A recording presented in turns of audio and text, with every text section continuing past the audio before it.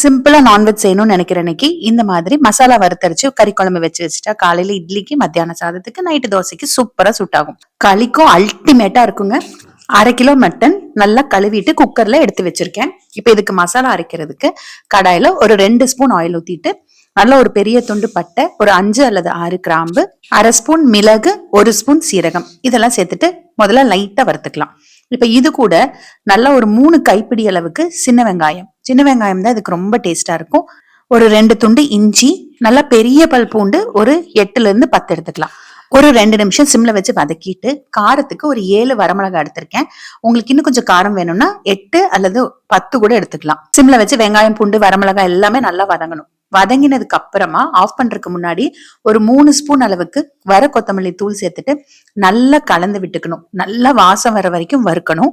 வறுத்துட்டு அடுப்பு ஆஃப் பண்ணிக்கணும். இதை அப்படியே ஆற விட்டுறணும். நீங்க வர கொத்தமல்லி சேர்க்கறதா இருந்தா நம்ம வரமிளகாய் சேர்க்கும் போதே 2 ஸ்பூன் வர கொத்தமல்லி சேர்த்துட்டு வறுத்துட்டு ஆஃப் பண்ணிக்கோங்க. இப்போ நான் இந்த எடுத்து வச்சிருக்க மட்டன் கூட ஒரே ஒரு தக்காளி கட் பண்ணி சேர்த்திருக்கேன். கொஞ்சம் மஞ்சத்தூள்,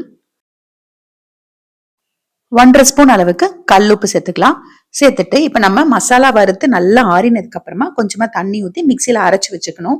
அந்த அரைச்ச கலவையை உள்ள சேர்த்துட்டு மிக்சி ஜார்ல ஒரு 2 டம்ளர் தண்ணி ஊத்தி கலந்து உள்ள ஊத்திக்கலாம். ஏன்னா மட்டன் வேக வைக்க போறோம். இந்த மசாலாவோட வேக வைக்கும் போது மசாலாவோட பச்சை வாசம் சுத்தமா இருக்காது.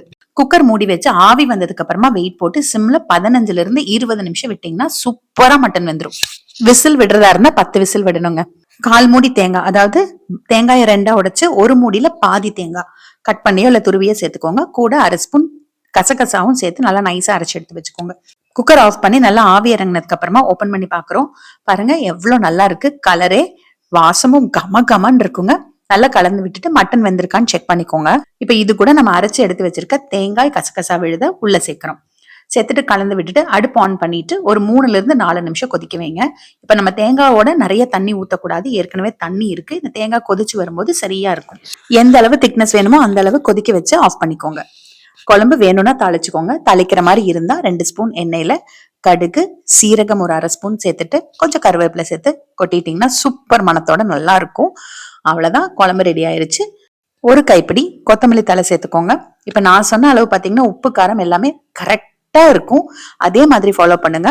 உங்களுக்கு பிடிக்கும்னா குட்டி குட்டியா தேங்காய் பீசஸை கட் பண்ணி அடுப்பு ஆஃப் பண்றதுக்கு 1 நிமிஷத்துக்கு முன்னாடி உள்ள போட்டுட்டு ஒரு கொதி வந்ததுமே ஆஃப் பண்ணிக்கோங்க. அது இன்னுமே ரொம்ப நல்லா இருக்கும். குழம்பு ரொம்ப அருமையா இருந்ததுங்க. நான் காலையில இட்லிக்கு, மத்தியான சாதத்துக்கு, நைட்டு கொஞ்சம் மிச்சம் இருந்தது நான் தோசைக்கு யூஸ் பண்ணிட்டேன். ட்ரை பண்ணிட்டு கமெண்ட் பண்ணுங்க.